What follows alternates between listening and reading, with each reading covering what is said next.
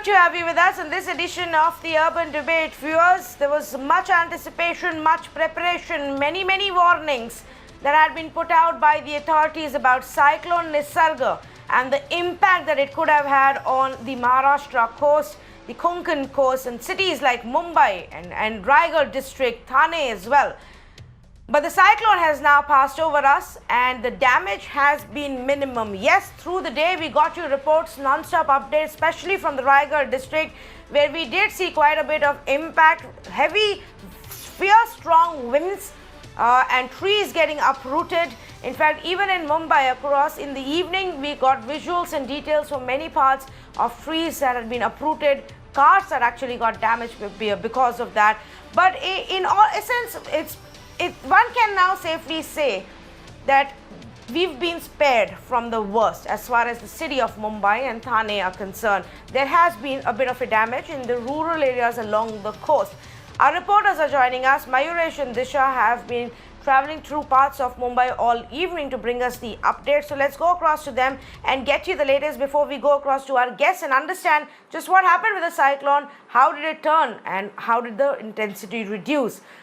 Let's go first ask you, Mayuresh, where are you right now, and what's been the extent of damage in Mumbai? Tanvi, right now I'm standing outside BMC headquarters in town area, and if you ask me what kind of damage this cyclone have done to Mumbai, but it's very minimum because we rove around the city throughout day and we saw hardly any damage except that trees were uprooted in several parts of Mumbai, but no one has injured. That's the information which we are getting. So the estimate which BMC or the state government had previous day that the electricity lines will get snapped and there will be a communication problem, but nothing sort of this have happened because this particular cyclone changed its movement just before his landfall, and that's why we can clearly say that Mumbai and other parts of MMR region were clearly spared. Okay, stay on with me, Mayuresh. I'm going to keep coming back to you as well, but let's go across to Disha. Disha was also tracking, much of the evacuation efforts that took place through the day. Yes, they perhaps started a little late, but now, at least, Disha, we can safely say that there wasn't much need to evacuate since the cyclone really didn't hit Mumbai with that kind of an intensity. Yet, we're given to understand about 10,000 people were taken to temporary shelters. Well, Tanvi, that's right. The figure that the BMC is claiming at this point stands at over and about 18,000 people that were evacuated since morning from the low-lying coastal areas as well as from the landslide-prone areas. We are in one such shelter house here in Worli, where you can see approximately 120 people were evacuated today morning from the nearest low-lying area, and they have been brought here. So this is the situation from kids to senior citizen. All of them have been provided shelter here. The houses that they were living here is only 2 to 3 kilometers away. So the preparations I just want to show you, because there are 35 such shelter houses that were being arranged by the BMC, and you can see the food packets also have been distributed here to the people, food, shelter. We also know that how the city is dealing with the COVID crisis as well. So there are hand sanitizers also kept. Water also is kept for the people out here. If you actually move to the other side of the section, you can see people, sitting here with masks on. And this is the exactly same situation in the other 35 shelter homes that have been arranged by the BMC in concern. Yes, Tanvi, the evacuation process started little late. It started only today and not yesterday. But 18,000 people are at this point in time at shelter houses. Now the BMC has decided that they will screen all of these people and only after them they will be sent back to their homes. As we all know that the city is also dealing with COVID crisis, so it's important to check their temperature, and if the temperature check is fine, then they will be allowed to go back home. So today not possible because after 9 o'clock is what we are being told. Their temperatures will be checked, they will be screened, and only tomorrow back to to their houses. So these are the preparations that we saw on the ground level, and like Mayuresh pointed out, we did not see much of the damage on the ground level in the city of Mumbai. In fact, we were going from one location to another. Major thing what we witnessed was only the trees being uprooted in major areas like Kolaba and Nariman Point in South Mumbai, Andheri, Goregaon, Bandra, that's in the suburbs. And 196 are the calls that BMC says they have attended as far as the tree falling is concerned. There have been no issues as far as the waterlogging is concerned. The city was pretty much, okay after 4 o'clock, after the threat of the cyclone was over here in Mumbai. Okay, Disha, that's a report that Disha is getting for us. From there, these people will continue to stay put for the night. They will be screened before they're actually allowed to go back, because that's also important. Don't forget that cyclone may have come and gone without much damage, but COVID, the pandemic, really continues, and that has to be kept in mind by the authorities as well. Mayuresh, you said though that there has been minimum damage as far as Mumbai is concerned, but what about the rest of Maharashtra? Significant impact in the Raigad district?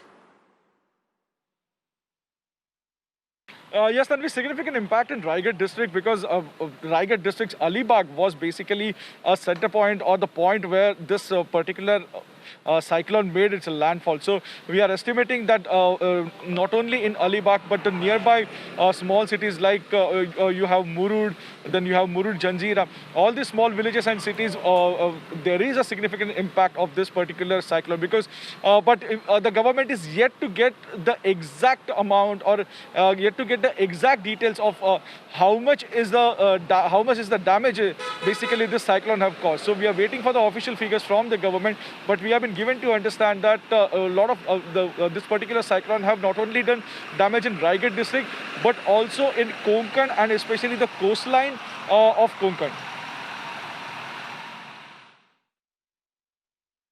All right, Mayuresh and Disha, I'll come back to you later, but thanks so much for bringing us those updates.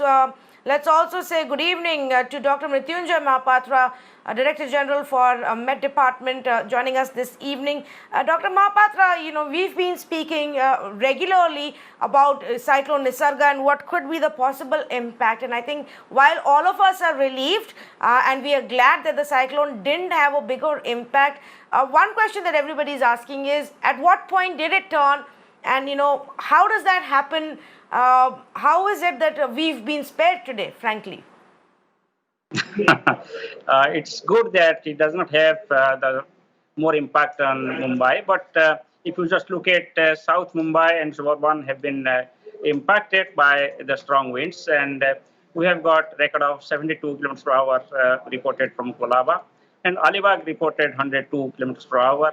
And our estimate is that there has been wind speed of 100 to 110 kilometers per hour, gusting to 120 kilometers per hour in especially Raigad districts and adjoining areas of Thane and Mumbai districts. So it was more impacting our Raigad districts because, as we predicted, it moved close to south of Alibag.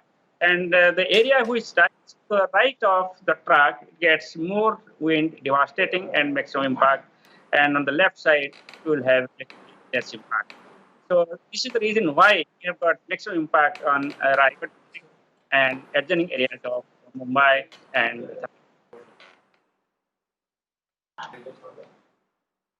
Dr. Mahapatra, while I understand what you're saying, and yes, the winds were really fierce at one point of time and extremely strong as well. If you can just help us understand the trajectory of the cyclone and how it moved. It did make a landfall as you had predicted in Alibag around noon. But from there on, did the route slightly change? No, actually, past 2 days, we are telling that it will move close to Alibag or near to Alibag, and it has moved like that. Hardly about 10 kilometers from the Alibag, it has crossed the coast, and as a result, you have seen that there has been maximum impact for Alibag and Murud and other areas in Raigad districts. As we predicted, it came off with the same wind speed, that is 100 to 110, gusting 120 kilometers per hour. And also, as we predicted, it followed the similar track. And after landfall also, as we predicted, it will move north-northeastwards across Pune and Ahmednagar districts, and it will have the impact of Pune, Ahmednagar, and other districts with a lesser wind speed. That is also happening. And in the evening today, at around 6:30, the cyclone has further weakened, and it has got a wind speed of about 60 to 70 kilometers per hour, gusting to 80 kilometers per hour, and it is centered to the northeast of you can say Pune city, and it is now moving towards Ahmednagar district. And gradually, within 3 hours, it will weaken, as we have predicted, into a deep depression. And by tomorrow morning, it will become a depression. Thereafter, it will become insignificant, though there is no impact in terms of the winds from now, because this type of winds of about 60 to 70 kilometers per hour can have maximum breaking of tree branches or shifting of some kind of root structures, but no such major structural damage is expected with this type of wind. Only we are expecting landfall over Madhya Maharashtra, Marathwada, Bidar, and also some part of South Madhya Pradesh. And as this is the onset phase of monsoon, I feel this rainfall is welcome for our farmers. It will help in sowing. Yes. In fact, let's also say good evening to Mahesh Palawat, VP Meteorology for SkyMed, also joining us right now. Mr. Palawat, I'm glad to have two big experts here, and we've been in touch with both of you through the last few days. Frankly, all of us are relieved, and we are glad that the impact hasn't been that big in Mumbai and Thane and surrounding areas. Of course, in the coastal rural parts, we have seen some amount of impact. But what I'm trying to understand is how does the movement change? What are the factors that are involved that could slow down or reduce the intensity and the wind speed of a cyclone? Because more often than not, that's what usually happens to the cyclones or cyclonic storms that develop on the western coast. Usually, the cyclones which develops over Arabian Sea, particularly Southeast Arabian Sea, they have the tendency to move in northwest direction, away from coast towards Oman and Yemen due to rotation of Earth. But sometimes they recurve towards northeast direction or north-northeast direction, which we have seen this time. Due to there are many features like the subtropical jet and the steering currents of upper winds. These factors are there, and the weakening of cyclone usually occurs due to the vertical wind shear, increase in vertical wind shear, cooler sea surface temperature as we progress further in northern parts of Arabian Sea, which we have seen during Kayar and Maha last year. And the route which was predicted earlier, that was north of Mumbai, but the IMD had corrected because they have very good instrumentation and experience. They have corrected their route well in advance, as Mr. Bahapatra has already said, that the prediction was on dot. As before 24 hours, the IMD as well as other agencies has predicted that it is going to hit south of Mumbai, and it has made landfall over south of Mumbai near Alibag and Raigad area. Yeah. Okay, but it didn't really hit Mumbai with the intensity that was perhaps being, prepared for or anticipated and forecast earlier. So, what I'm trying to understand, Mr. Palawat, is that is there a challenge when it comes to predicting the cyclonic movement, especially in this part? Do the ghats have a role to play? That could lead to sudden change in the cyclone intensity or direction? No, the ghats have no major role to play. They are the upper steering currents, which are usually steer the cyclone towards north-northeast. Sometimes the 10 to 20 degree further east, which we have seen this time. So it happens that sometimes there is error of judgment, which sometimes happen, and this time also IMD has predicted, and other agencies, SkyMet and other agencies also predicted well in advance before 24 hours that it is going to make landfall south of Mumbai, and the error margin was just say 30 kilometer here and there. Yeah. Okay. Okay, Dr. Mahapatra, you wanted to add, you wanted to make a point? Yeah, I just wanted to say what that Mahesh told, that just a very good example to common man to understand how the cyclone moves. If you just throw a cork into the ocean, that cork will move as per the ocean current. Similarly, the cyclone is just like a cork in the atmosphere. It has to move in the embedded atmosphere. So whatever will be the wind in the embedded layer where a cyclone is, that will determine how the cyclone will move, basically. So this is what is called as the steering. The driver sitting in the front, they steers the vehicle. Similarly, the atmosphere in which the cyclone is embedded steers the movement of cyclones. And that we do actually around the clock. And you will be happy to know that this particular cyclone, we have had a history in the IMD, not only in IMD, but in the world, I'll tell you.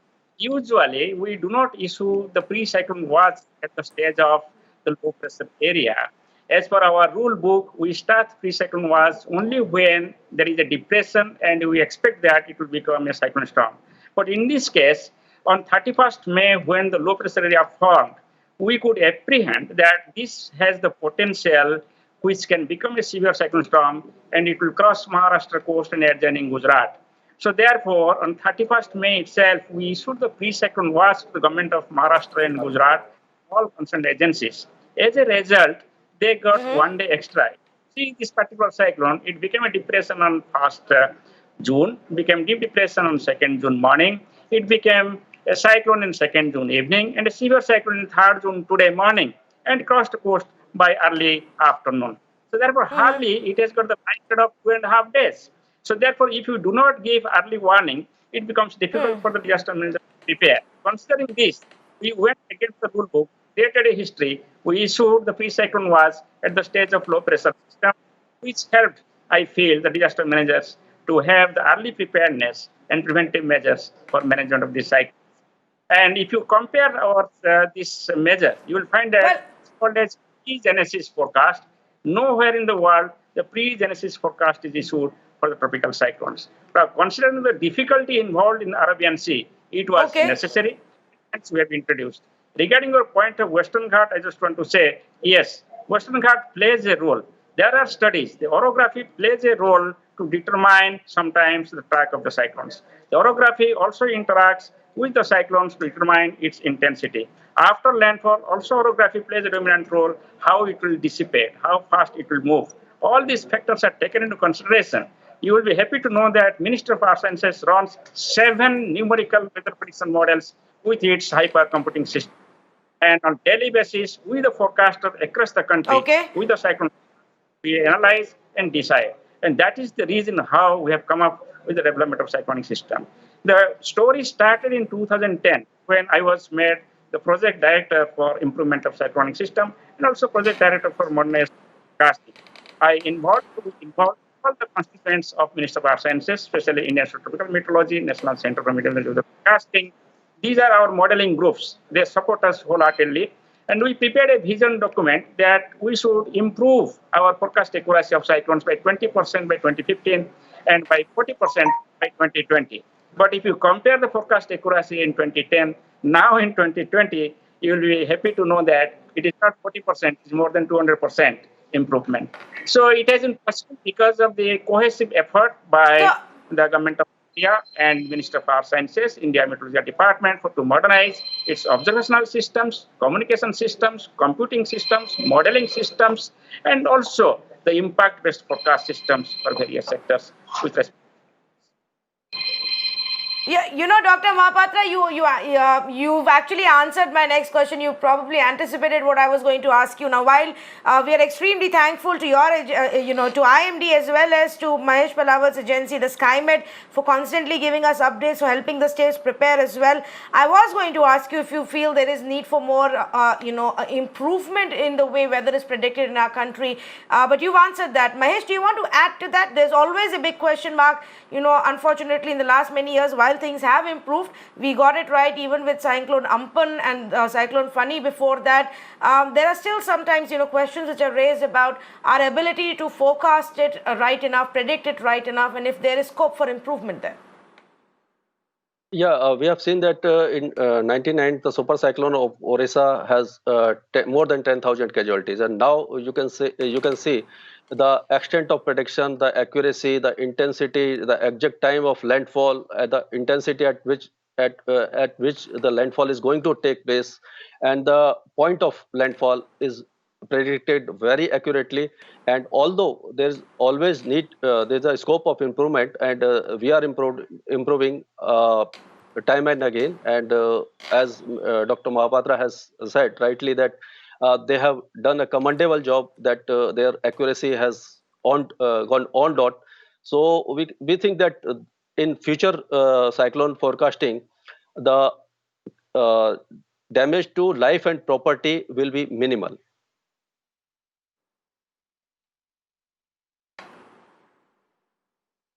Right, right.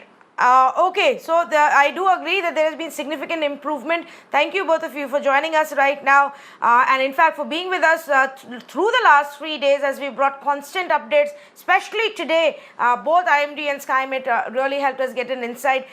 In fact, I just had one message for Dr. Mahapatra, though the IMD just seems to simplify some of its announcements and bulletins that it releases. It takes a bit of a task to decode some of that language for the layman, for people like us who don't understand weather or climate that easily. But thank you, gentlemen, for joining us. I want to go to Neha once to help you also give an picture of how things change. How are we spared? How is it that the worst didn't really hit us? How did that path really miss Mumbai? Neha is here with those details. Neha?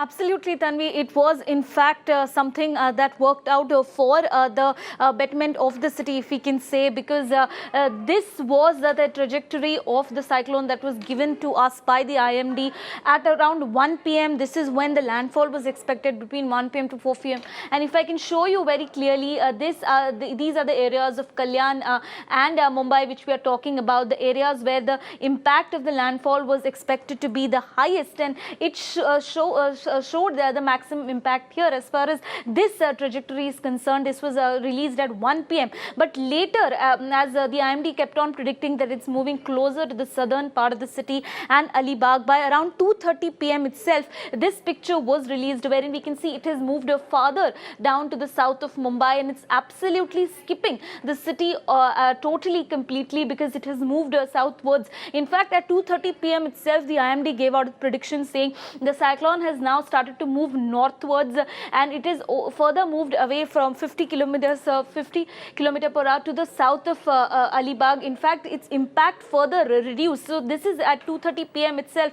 The IMD gave out this trajectory saying how the cyclone, instead of impacting more to the city of Mumbai, further move southwards. And finally, the IMD also said that the threat of cyclone to the city was removed. This was about 2:30 p.m. in itself, and the impact of the cyclone is further going to weaken now, as the IMD had predicted. So because of which, as the trajectory of the cyclone changed, in fact, thankfully, the impact on the city lessened, and because of which, while we saw moderate to heavy rainfalls throughout in the city, there was a strong wind observed up to 110 km per hour, but the impact felt was much lesser as what was expected before.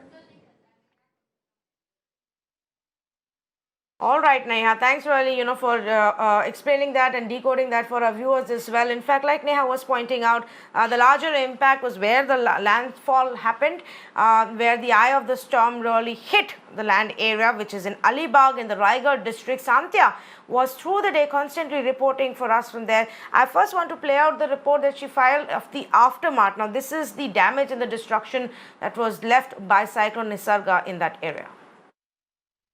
Team Mirror now is in Alibag right now. Alibag, the place, the center where the landfall of Cyclone Nisarga happened. Strong winds, extremely heavy rainfall for 3 to 4 hours, and after that, this is how Alibag city is looking like. You can see that the branches of trees are there on the roads. Trees got uprooted. Other structures like banners, hoardings, in fact, some electricity poles also got uprooted. This is Alibag city, and this is the kind of damage Cyclone Nisarga has done to the city. From 12 noon to 4 p.m. The weather was extremely chaotic here. Strong winds with extremely heavy rainfall was there for those 4 hours. After that, the weather settled in a little bit. You can see trees got uprooted. Apart from that, if we talk about the situation now, some people have come out to access what kind of damages happened to their property, because their cars are also parked on the road. In fact, police deployment is also there in the city. Cops have started making rounds of the city to understand the intensity of the damage here. See, these are the branches. They have fallen on the cars. That's the kind of damage has happened in Alibag city. Again, more branches on the cars which were parked here.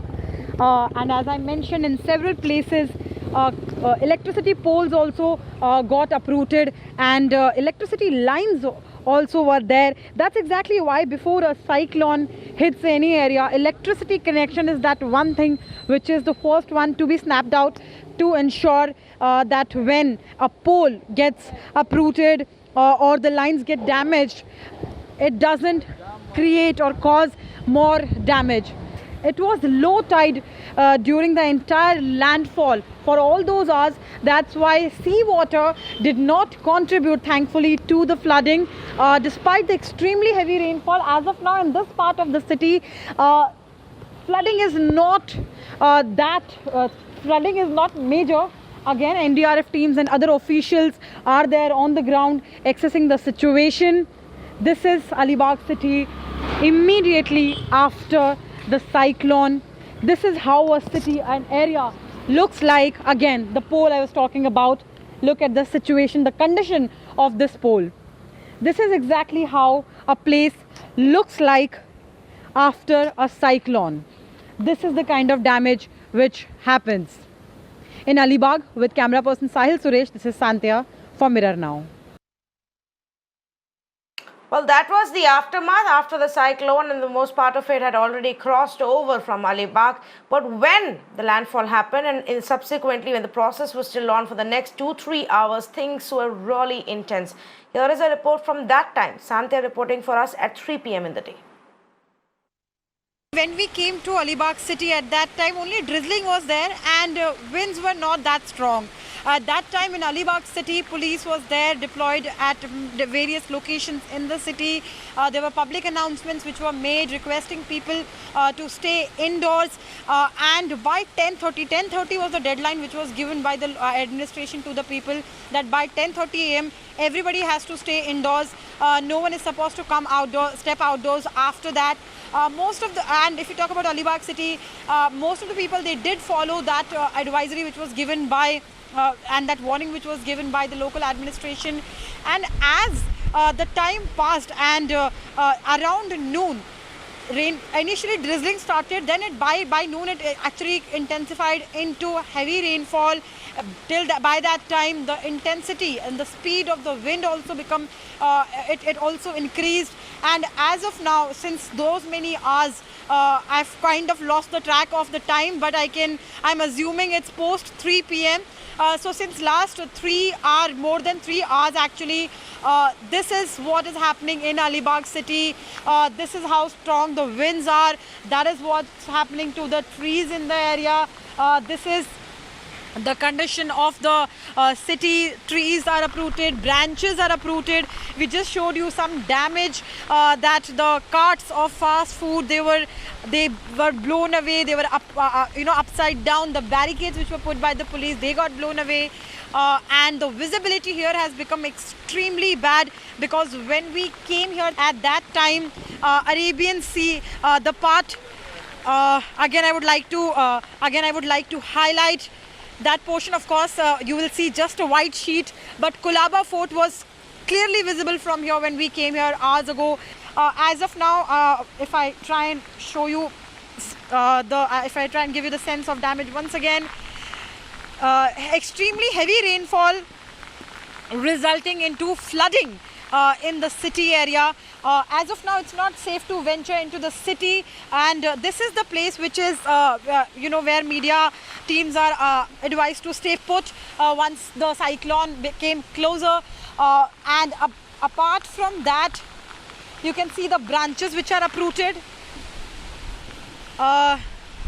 You can see boards which just fell down.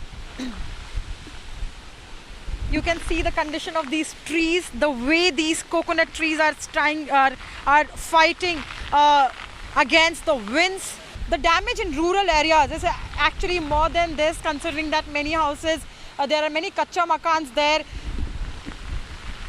You can see that the teams which are moving in this area right now, some of them are from NDRF teams, some of them are from local administration, some of them are other government officials who are trying to deal with the cyclone situation here.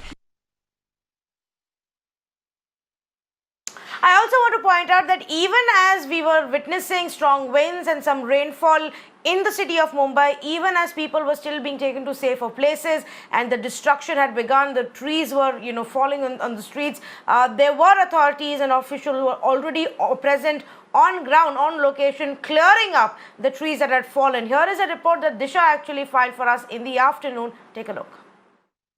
Here in the city of Mumbai, we have been witnessing a very heavy wind speed, the intensity of the wind speed, and we are here reporting from the Nariman Point area, which is in the South Mumbai, and like you can see, the impact is already visible on the ground level. We have seen 3 big trees being uprooted here, which has caused damage to the footpath as well. This is one of the huge tree. Of course, the second tree that we can see, that has half fallen on the Mittal Tower, completely blocking the first 3 floors, as you can see. So that is the impact of the intensity of wind that we are showing you on the ground level. And if we just walk down further, me and my video journalist Nitin Fattare, we are showing you this right next to Vidhan Bhavan quarters. You can see 2 big trees have been uprooted there. There's the BMC disaster management team that is present there to clear the entire situation. You can see it's the BMC team. There's the crane also that has just come in to uplift the entire tree, because the tree, of course, is very big, and this is the intensity of the wind here we are talking about. And let's not forget that the impact, the cyclonic storm has still not hit Mumbai. So this is the pre-cyclone, of course, the wind intensity that we are looking at, uprooting of trees, and this is not one such area. We have seen several instances of tree uprooting from Kolaba as well, which is in South Mumbai, from Bandra as well, which is in the suburbs of Mumbai, and also from the other areas like Andheri. So all of these are the ground situation, and this is what the BMC has said, that in case of any such incidents really take place of the tree uprooting, there are about 50 plus teams, disaster of course, that will be deployed across the city to check and to clear the area within hours, so that people do not really face this sort of inconvenience. We are not really going very close to where the activities happening, because there are a lot of trees that you can see, and the wind intensity also is gradually going up and coming down. So in less than 2 hours, this is the situation on the ground level that we are looking at here in the city of Mumbai. Well, that was the extent of impact that we did see in Mumbai, but honestly, Mumbai is seen worse when it comes to heavy rains, trees falling, poles falling, open manholes, water logging and flooding. And that's something that we still haven't, for this year, haven't escaped. That's still going to come because monsoons are set to arrive. We're going to take a very short break. On the other side, a heartbreaking story from Kerala about an elephant who died after being fed a pineapple that was laden with explosives. Stay with me.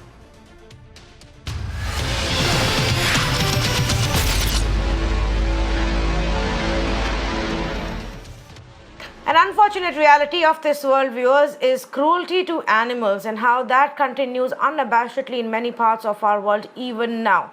But what I'm going to bring to you tonight is even more upsetting. It's just very, very difficult to imagine why this would happen. Why would anybody do this? If you haven't heard, this is a story of an elephant, a pregnant elephant who had been pregnant for a month, was carrying a baby inside her, who had a pineapple. That pineapple was laden with explosives, with firecrackers. The idea is that if a wild animal comes and eats that fruit, that animal is killed. And that's exactly what happened with this elephant. Unfortunately, the process itself is even more painful than what it sounds, because fact of the matter is that once she actually ate that fruit, it exploded in her mouth. And after that, she was alive for almost a week. A slow, brutal, painful death for that elephant. She died on 27th of May. So far, nobody has been arrested. We don't know how this happened, who fed her that pineapple, or if she just found it. And these are some of the questions that we want answered tonight. Of course, people who've found out about this have been extremely outraged. There's been quite a bit of outrage that has happened, and understandably so, and rightfully so, forcing even the Chief Minister of Kerala to now assure action and to assure that people who did this will be arrested. But I want to first go across to a man who can actually give us some answers. Mr. Surendra Kumar, he's the Chief Wildlife Warden who is very well versed with this case. Mr. Surendra Kumar, thank you for speaking with us and thank you for joining us. How does this happen? How can an incident like this happen? Actually, this sequence of event is, there is a place called Ambalapara in Manarghat Forest Division. So on this place on 23rd of May, forest officials spotted one elephant. It was visibly injured and very weak. But after that observation by forest officials, the elephant went back to the forest and it again came back on 25th of May. On 25th of May, our doctor, assistant forest veterinary officer, he was called and he examined from a distance because it is a wild animal. And it was found that there is a injury in the mouth. And injury was so severe that he could not prescribe tranquilizing the elephant and then treating it, because it could have been fatal to the elephant itself. So he suggested that two Kumki elephant, Kumki means two trained elephants, it may be brought, and with the help of those elephants, we will be doing the medical assistance to the injured elephant. We brought the elephant from Palghat, and by that time we brought the elephant, and our Kumki elephant went to the water and tried to push it to the brink to the shore, but by that time this poor elephant succumbed. So that is the course of event in this case. People are telling that this elephant, somebody has fed pineapple stuffed with cracker. This may be a possibility, but Forest Department doesn't have any evidence to the extent that we can say that it really died out of feeding of pineapple stuffed with crackers. We are still investigating it, and we are very hopeful that in coming 1 or 2 days, we will make a headway and the culprits will be arrested. So that is what I have to say. Mr. Surendra Kumar, but has this happened earlier? There are some reports and some people who say that usually this tactic is used by locals to keep away dangerous wildlife, which in this case, this elephant was clearly not, even in times of her pain, when she was in pain and injured, she didn't really attack anybody. But has this happened in the past? Is there a pattern here? Actually, in Kerala, the farmers, they use crackers which is wrapped with jaggery. But this technique is used for wild boar, whose mouth is small and it can take that cracker inside and eat it. In case of elephant, this is the first time I am hearing that such a method of injuring the elephant by way of explosive, whether by way of pineapple or by way of jaggery, that we do not know actually. Only the investigation will reveal it. This is the first case in my notice that it has happened like this. But 2 months back in Kollam area, in Punalur area, one elephant died with similar injuries actually.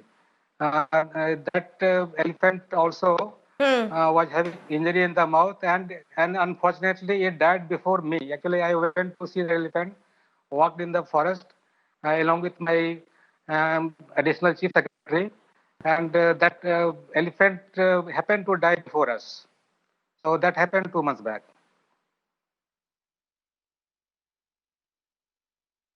Okay, so Mr. Surendra Kumar, my last question to you, what help would you need right now? What is the plan of action to ensure this kind of brutality doesn't happen again?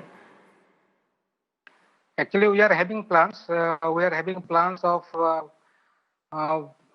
perambulating almost 6,000 kilometers of interface between forest and the habitation.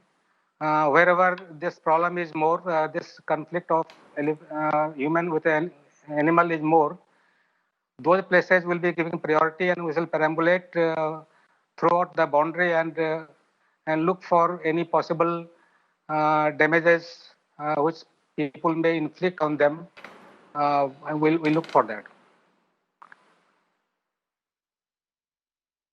Mr. Surendra Kumar, I appreciate you joining us, and we hope that justice is done even in this case, and we find people who actually did this to the elephant, and you ensure during your tenure that this doesn't happen again. Thank you for speaking with us. Let's also say good evening to Ambika Hiranandani, lawyer and an environmental and animal rights activist. I also have Shiba Kurian of the News Minute. Shiba, let me come to you. What else have you all found out? Because, what is also really shocking is while the story has emerged in the last couple of days, the death happened on May 27th, and the elephant actually went on to suffer for a week before that. So Mr. Surendran has almost described what happened a week before it actually passed away. So what is more painful or distressing when I spoke to some of the officials is a postmortem. It's basically the doctor who conducted all the officials, in fact, and including the veterinarian who conducted the postmortem, did not know that the elephant was 1 month pregnant. It was while completing the postmortem that the doctor found that its uterus was expanded, was enlarged, and that's when he realized that it was not alone. The elephant did not die on its own. It had a fetus in it, and unfortunately the doctor said that it was a distressing moment for him. Emotionally, it was an unusual case for him to remove a fetus, which he described as small as it could fit in an adult palm. So that's how distressing it was for him, and what is even distressing was that the elephant. In fact, this incident came to light when Mr. Mohanan, a forest official, recounted this incident on Facebook. He wrote how it had a sixth sense to understand that it was its last few moments, and it did not struggle. It was completely calm throughout the moment, and it was trying to immerse its infested mouth in the water. And even before he could do anything to help them or help bring the elephant ashore, it just died standing at around 4 p.m. And the doctor who conducted the postmortem told me that the immediate cause of death was suffocation because its lungs were filled with water, and its wound and when it was brought, its body was completely frail and weak, and its wound was almost 1 week old, which says that it probably injured it got injured a week before May 27th, and the doctor also said that there was clearly maggot infestation on its trunk. Its lower and upper jaw and its tongues were completely mangled. That's the update. And as far as the debate over the explosive that kills the animal, as Mr. Surendran said, it's still all investigation is still underway. But it's first challenge would be to find the location where the elephant got injured, where it had the explosive, and at this point we can't even say for sure if it's actually a pineapple or a fruit, or even it could have even directly eaten the explosive. Yes, that is where some clarity is needed. Shiva Kurian, thank you so much for joining us and giving those additional inputs and what you have found out so far on this story. Ambika Hiranandani, we now figuring this out, that this is perhaps the second such instance that has just happened in the recent months. That's the chief wildlife warden official himself telling us that there was a similar incident that happened. Clearly there is something that's going wrong and we're not able to resolve this issue. So the issues are twofold, right? We have to take the death of one vulnerable being to usher change in. And this change should help all the other vulnerable animals. So basically, in this particular death, it's either a local who has fed her some sort of fruit or something, or it's a bait, which is used primarily for wild boar. So the issue is much larger than how it appears to us. It is, there are cows who have their mouths blown off in rural India. There are dogs who have their mouths blown off. So we need to understand that there need to be compensation schemes for farmers. So for example, if a farmer loses their land, loses their crop to an animal, they're bound to get paranoid and they're bound to do things like this. So the government needs to be more proactive. They need to have better compensation schemes. So, of course, it's essential to catch the people who hurt this elephant and who are responsible for her death. But it's also essential for us to ensure that this never happens to another elephant again. Moreover, in the state of Kerala, there are over 600 captive elephants who suffer unheard. We don't even know their stories, their painful lives. So, the state of Kerala really needs to re-look at the way it treats elephants altogether, whether they're wild elephants, or whether they're captive elephants. And furthermore, even if this bait was intended for a wild boar, my question to you is, just because a wild boar they do damage crops, do they deserve to have their mouths blown off? I mean, surely we need to conserve our forest habitats. Surely we need to implement, innovative ways of keeping animals away from farmers' land. So my point is that the solution isn't so simple. These are two cases that have come to our notice. It's very much like in the case with women, or what's happening in America right now. It's one vulnerable person who has suffered. Their story has come to us. We have heard of their pain. We need to use our anger today and say, this will not happen to another animal. We need policy change. We need three major policies. Yes. Look at captive elephants. We need to make sure that those poor animals. Yes, in fact, Ambika, let me go take the point that you're making and the demand that you're making, and truly that is what is needed. This anger, this outrage that we are seeing in our country right now has to be taken in a proper constructive direction, and something has to come out of it so that such instances don't happen. Mr. Binoy Viswam, Member of Parliament, joining us right now. Mr. Viswam, it's not just about promising that, we will ensure whoever did this to this elephant will be arrested. It seems that this is the second such instance, and there is a more widespread practice of farmers attaching firecrackers to jaggery and using it to ward off wild animals who eat this, and then their mouth explodes. And that has to stop somehow with a state policy. No, I have no doubt about that. Absolutely no doubt. I fully share the anguishes, the anxieties, and the anger that you people raise. And I believe that the government of Kerala will do the needful. That's what the Chief Minister stated today. That what has happened is a crime. And that crime has to be brought to the books. And the criminals has to be booked.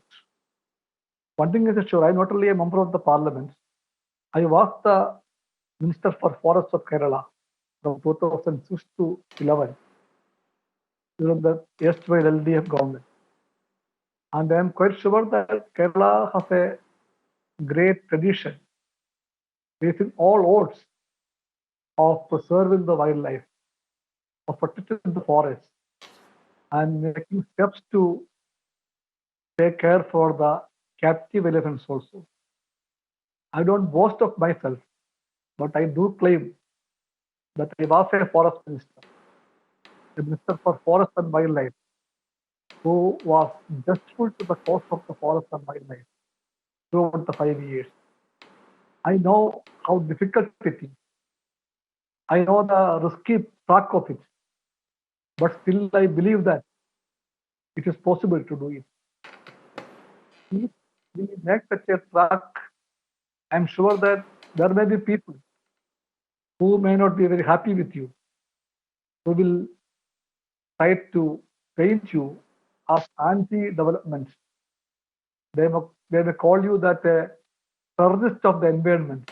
All these bad names they used to call me. But I'm sure that the forests were protected, the wildlife were protected, the captive elephant rules were very strictly implemented, and that is possible. And in Kerala, I think the society as a whole is having a mood and a sentimental approach and support for the diversity of the earth to be protected.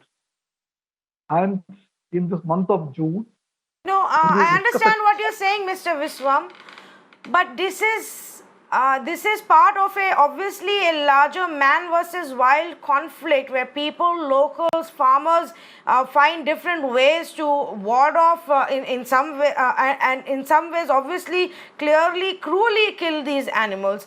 Now that is something that the state must have known by now. My question to you is then what is being done about it? We can't have, an incident like this, wait for an incident like this to actually bring about a change. now what about possible means to prevent the man-animal conflicts has to be done, and every government in the country has to do it. In Kerala, I think the governments, all the governments, are trying to do it, but still there are people who are impatient to see that all kinds of cruelties can be done against the wild animals. And in the last analysis, they are the people doing cruelty to themselves, to the environment, to the earth, to the forest, to the diversity of the globe. And they are really criminals. And society should feel that they should be isolated, should be exposed. And at any cost, they should not be called the protectors of the environment. No, they are not for development. They are anti-development. In the name of for the real development, even wildlife has also having a role. Not only these people who are killing the elephants, who are destroying the diversity, they are not the people for development. In the name of development, what they do is actually undermining the real development. Real development means accepting the truth and be part of the globe which is diversified. And that's why the lesson from global warming has to be learned. Even in the pandemic days, which is the result of global warming. And I believe that globalization, which is preaching a philosophy for profits and profits alone, it has taught many people. Well, Mr. Binoy Viswam, I understand what you're saying. I'm sorry, but yes, the onus is on you, sir. You as a member of parliament, your party which is in power in Kerala to bring about these changes. Climate change, development, all of this is man created. That's for no fault of the animals who are having to pay for it again and again and again. Unfortunately, every man versus wild conflict, that's what we see, and that must change, and we must come up with norms and policies and implement those in a better way. We have a forest official of the Kerala Forest Department telling us today that this is not the first incident that's taken place. He's accepting that this is usually the practice for wild boars. We don't know if other animals have actually been killed in such manner. This must absolutely stop right now. It's inhuman, and not something that is expected anywhere in this world, definitely not in God's own country, Kerala. Thank you so much to all of our guests for joining us on this conversation.